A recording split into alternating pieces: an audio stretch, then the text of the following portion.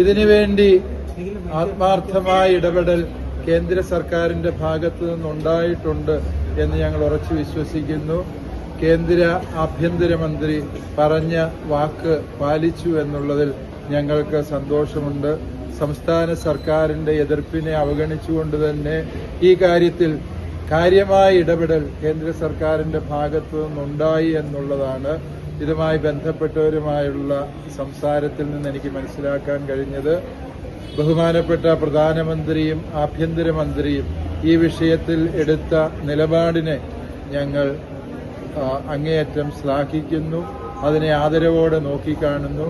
ഞങ്ങൾക്ക് പറയാനുള്ളത് ഇത്തരത്തിലുള്ള സംഭവങ്ങൾ ആവർത്തിക്കാതിരിക്കാനും അതുപോലെ തന്നെ ഇപ്പോൾ ഈ സിസ്റ്റേഴ്സിന്റെ മേല് അന്യായമായി ചാർത്തപ്പെട്ടിട്ടുള്ള വകുപ്പുകൾ പിൻവലിച്ച് അവരെ സ്വതന്ത്രരാക്കാനുമുള്ള കേസ് പിൻവലിക്കാനുമുള്ള നടപടിക്രമങ്ങൾ കൂടി സർക്കാർ ശ്രദ്ധാപൂർവം നിറവേറ്റണം എന്നുള്ള ആവശ്യം.